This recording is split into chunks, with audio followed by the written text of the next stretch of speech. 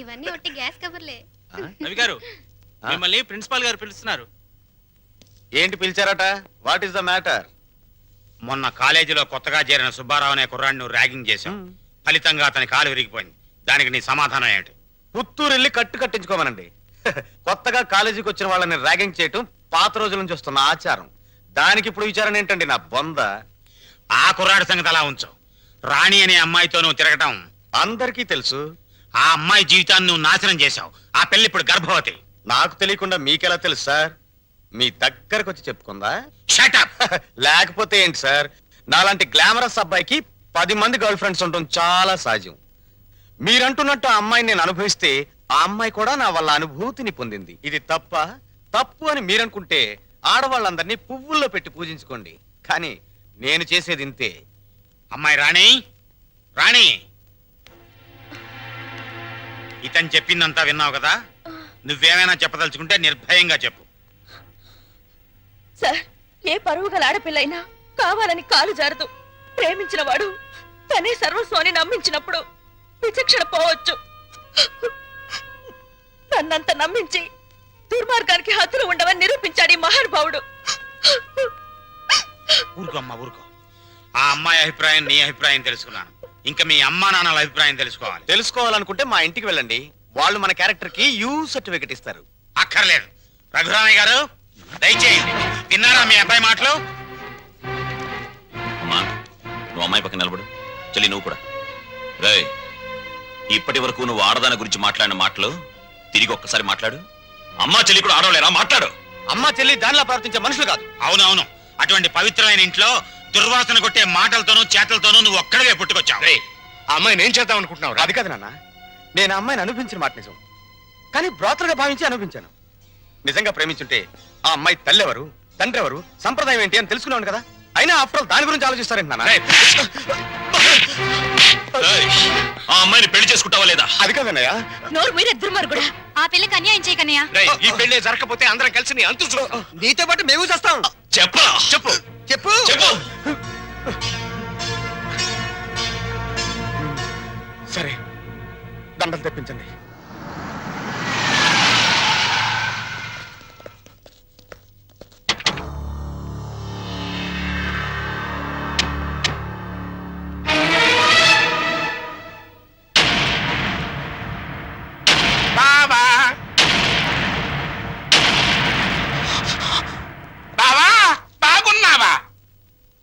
బాగోలే. ఆ పిల్లరా నీ కొత్త కోళ్ళం?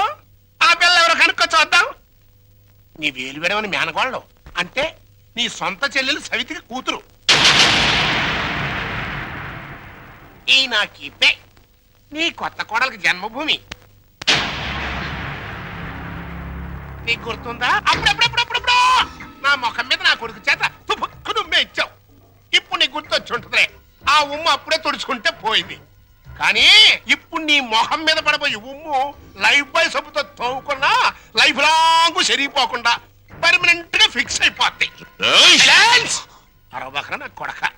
బైక్ లేకుండానే మీ ఫ్యామిలీ అఫేర్ అంతా ఊరంతా తెలిసిపోద్ది. చూడు, ఇయాల నుంచి నా కూతురు జెండా మీ ఇంటి మీద ఎగురుతా ఉంటదన్నమాట. ఎప్పుడు ఎగరటం మానేస్తాం అప్పుడు జెండా ఎత్తేస్తాం. ఈ గవర్నమెంట్ కూలిపోద్ది. బావా, గడ్డిని తగలబెడటానికి పెద్ద దివిటి అక్కర్లా, చిన్న అగ్గిపుల్ల చాలు. ఆ అగ్గిపుల్లే నీ కోడలు నా కూతురు అన్నమాట. ఈ రోజు నుంచి ది ఎండ్ కార్డు పడేంత వరకు నా డైరెక్షన్ లో ఇవ్వబోయే కొత్త ట్విస్ట్ అన్నమాట. వచ్చిన పని అయిపోయింది, ఇంకొస్తా. అన్నట్టు డాక్టర్, నా సన్ ఇన్ లాని లాక్రమే ఆశీర్వాదం తీసుకుంది. కానీ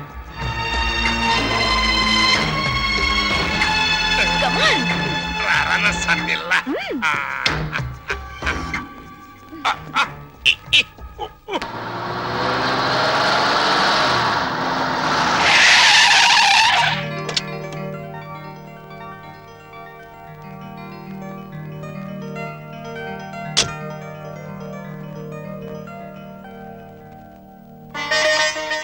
మరి నా ఆడపడుచు లాంఛనమో?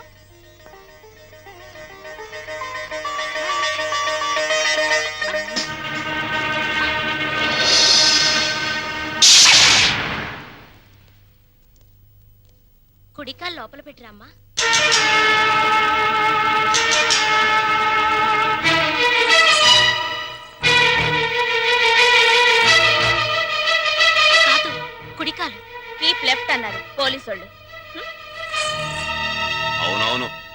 రైపు ఎప్పుడు లెఫ్టే.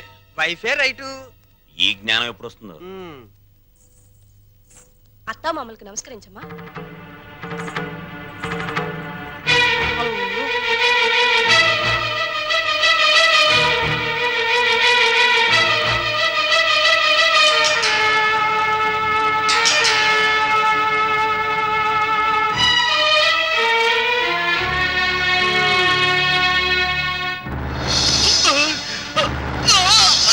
రేయ్, నీకు ఈ ఇంట్లో ఎవరు అన్యాయం చేశారని మా అందరికి ఇంత ద్రోహం చేశావరా? రాణి ఎవరో ముందు నాకు తెలీదు. తెలిసిన తర్వాత ఆ అమ్మాయి లేకుండా నేను బతకలేదని తెలిసింది. నన్ను చంపినా సరే నేను మాత్రం రాణినే. రేయ్, రేయ్, ఆపరా. నువ్వు ఈ ఇంట్లో ఎందరినో ఏడిపించాల్సిన డ్యూటీ బోలెడ్ ఎంత ఉంది. ఈ ఏడుపుని ఇక్కడ వేస్ట్ చేయకు. వెళ్ళు. అది కదండి. ఈ గొలుసు పెట్టుకో. ఎలాగో గదిలోకి వెళ్ళగానే విప్పదీసేదేగా, అంత మాత్రానికి ఇంత బరువు పట్టుచీర ఎందుకండి? ఏ శుభకార్యమైనా సాంప్రదాయ సిద్ధంగా జరిగితే అది మాకు ముందే జరిగిపోయిందిగా. గడ్డిని తగలబెడటానికి పెద్ద దివిటి అక్కర్లా, చిన్న అగ్గి పుల్ల చాలు. ఆ అగ్గి పుల్లే నీ కోడలు నా కూతురు అన్నమాట. ఆ, మా అత్తయ్యకి మావయ్యకి అందరికీ తెలుసు. ఆ వీక్ పాయింట్ లీక్ అయ్యాకే నన్ను ఆయనకి తగిలించారు. ఆ ఫోన్లేండి, పెళ్లికి ముందు ఏం జరిగినా పెళ్ళయ్యాక ఈ తంతు తప్పదంటే మీకోసం కాసేపు కప్పుకుంటాను.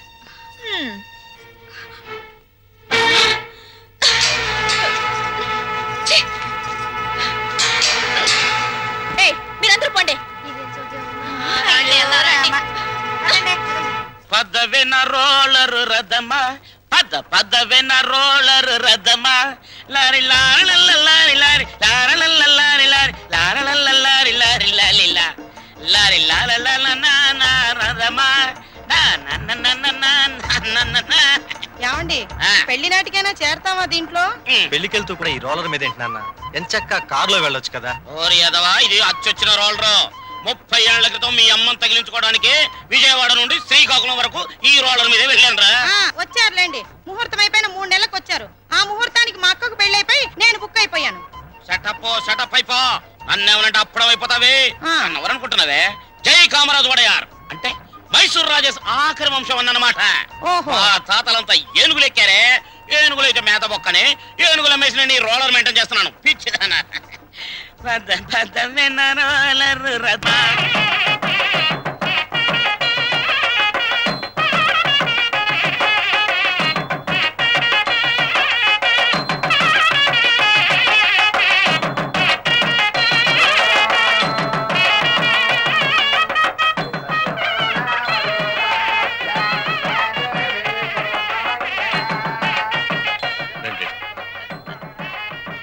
ఇలా కూర్చోండి. ఎక్స్క్యూజ్ మీ, ఒక్క నిమిషం. నమస్కారం. నమస్కారం, కూర్చోండి. బాగున్నారా? 1,00,000. 2 లక్షలు. బాబు, నువ్వు వెళ్ళి పని చూసుకో.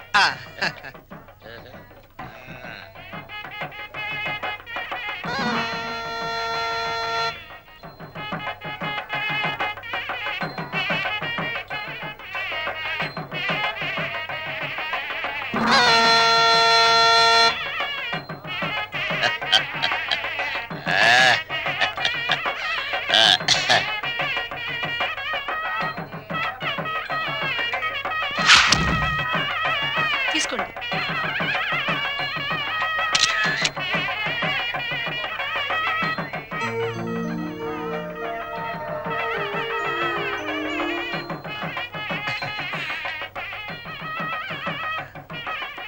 అమ్మా, ఒక్కసారి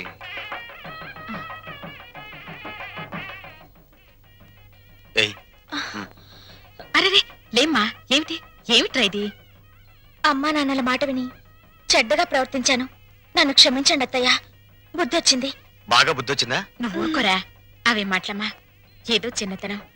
నిన్నంత మాత్రం అర్థం చేసుకోలేనా? పిచ్చి పిల్ల. లోపలికి వెళ్ళదానరా.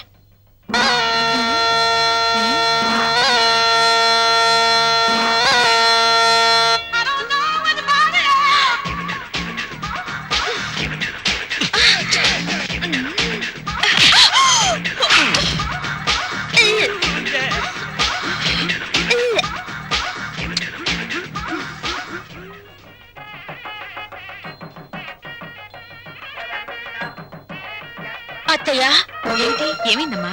తప్పుల మీద తప్పులు చేసి మావయ్య గారి మొహం చూడాలంటేనే నాకు తల తీసేసినట్టుంది. రాణి, నాకు రంగ అసలు వరుస కన్నయ్య, మరో వరుసకి బావా. ఇప్పుడు ఆయన ఏమని పిలవాలి? రంగాన్ని పిలువమ్మా. ఆహా.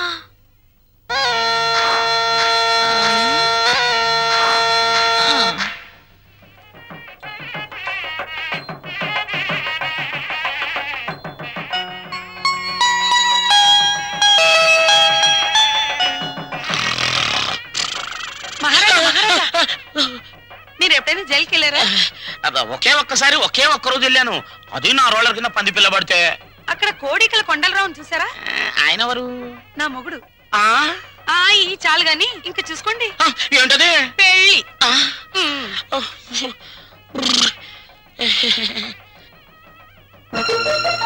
అత్తయ్య, మళ్ళీ ఏమిటమ్మా? అందరూ నా వంక మీ అబ్బాయి వంక చాలా హీనంగా చూస్తున్నారు. పరువు గల ఈ కుటుంబ గౌరవం నిలబెట్టడం కోసం మేమిద్దరం ఎటైనా వెళ్ళిపోయి బ్రతకాలనుకుంటున్నాం. అయ్యో, ఇంత చిన్న విషయానికని ఎక్కడికో పోవడం ఎందుకమ్మా? మీ మామయ్య గారితో చెప్పి డబ్బుకి ఏర్పాటు చేస్తాను. ఏదో వ్యాపారం చేసుకోండి. ఉమ్మడాస్తితో వ్యాపారం చేసి రేపు పొద్దున దివాలా తీస్తే ఆ భారం మొత్తం కుటుంబం మీద పడుతుంది. అందుకని ఇద్దరి కొడుకులకి చెందవలసిన ఆస్తి ఎవరిది వారికి పనిచేస్తే మీకే బాధరబందీ ఉండదు. దీన్ని తగల పెడతానికి పెద్ద దివిటి అక్కర్లా, చిన్న అగ్గి పుల్ల చాలు. ఆ అగ్గి పుల్ల నీ కోడలు, నా కూతురు అన్నమాట.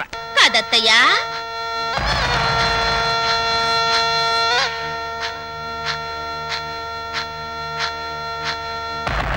ఈ కొడుకులిద్దరూ దేవాలయంలో గబ్బిలాయిలన్నమాట.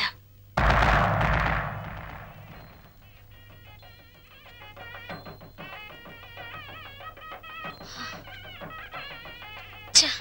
అమ్మా, ఈ ఇంట్లో అన్ని అన్యాయాలు జరుగుతున్నాయి నాన్న. ఏమైందమ్మా? మా మరిది ఆస్తిలో వాటా కోసం ఏవేవో ఎత్తులు వేస్తున్నాడు. ఈయన వరుస కూడా పంపకం మీదనే ఉంది. అంతేనమ్మా, తల్లిదండ్రులు చూసేది పిల్లల పెంపకం, పిల్లలు చూసేది ఆస్తుల పంపకం. ఛ! మా మరిది చాప కింద నీరైతే ఈయన జేబులో తేల్లా కనిపిస్తున్నారు.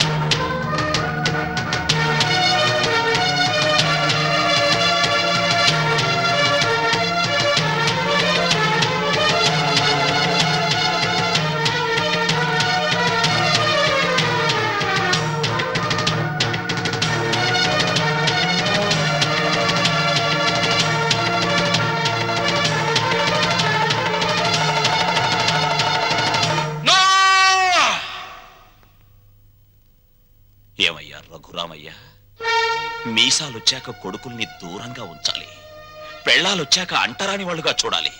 అది చేతకాక నా కొడుకులు, నా బిడ్డలు, నా సంతానం అని పట్టు కూర్చుంటే వాళ్ళు మాత్రం ఎంతకాలం ఊరుకోగలరయ్యా? పాపం అమాయకులు కాబట్టి, పెళ్ళాల పైట చెంగుల్ని పాము పడగలడుకుని భయపడే పసిపిల్లలు కాబట్టి ఇన్నాళ్ళు ఆగారు. ఇప్పుడు అడుగుతున్నారు. అడిగితే కాదండానికి నువ్వెవరివయ్యా? పంచు ఆస్తుల్ని. రంగా, నువ్వు కూడా. పెద్దోడు చిన్నోడు చెప్పిందే కరెక్ట్ అంటున్నాను. చెప్పింది చేసి నీ పెద్దరికం కాపాడుకో. రే రంగా, నువ్వు వాళ్ళతో చేరి నన్ను వెన్నుపోటు పొడుస్తావురా? పెద్ద వాళ్ళకి తప్పట్లేదు వెన్నుపోట్లు, నువ్వెంత? ఇప్పుడు నువ్వు ఆస్తి పంచకపోతే రేపు నీ కొడుకుల మాటల పోట్లు, కోడల చేతి పోట్లు, కోర్టుల నోటీస్ పోట్లు, పోట్లు అన్ని పోట్లే, జాగ్రత్త. రంగా, అందరూ ఒకటిగా కలుసున్నప్పుడు ఆస్తి పంపకాలు ఎందుకురా? అమ్మా, ఈ చేతి వేళ్లున్నాయి, ఇవి అన్నం కలుపుకోవడానికి, తినడానికి, కడుక్కోవడానికి కలిసి ఉంటాయి. తిన్నాక వేటికవే నీకు నువ్వే నాకు నేనే అని మళ్ళీ దూరం అవుతాయి.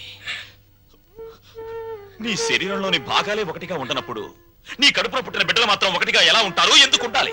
రంగా, ఎందుకురా అందరూ కలిసి ఆయన్ని చిత్రహింస చేస్తున్నారు? అమ్మా,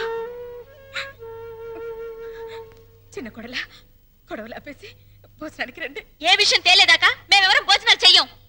రండి.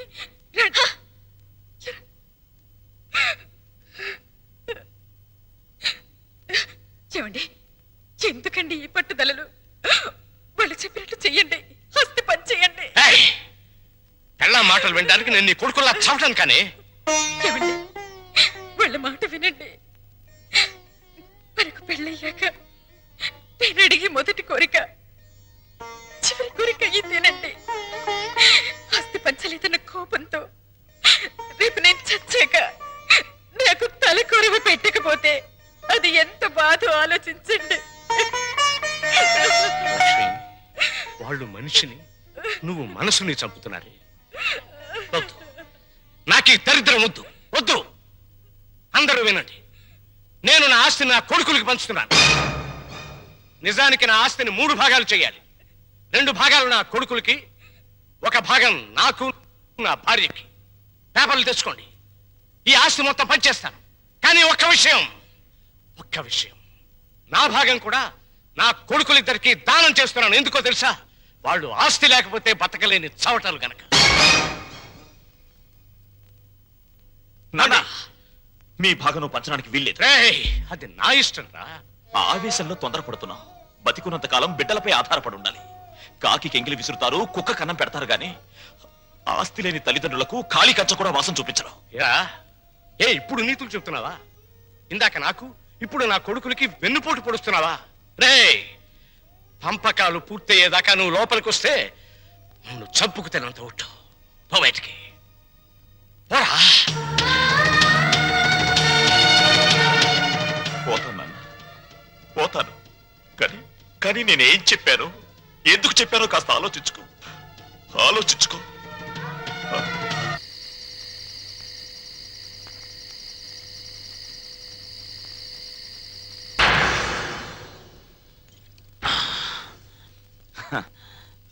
మందుకు పుట్టిన బిడ్డలు బ్రాండీ, విస్కీ, రమ్ము, జిన్ను, సారా, బీరు ఇవేవి తాగినా వచ్చేది ఒక్కటే, కిక్కు.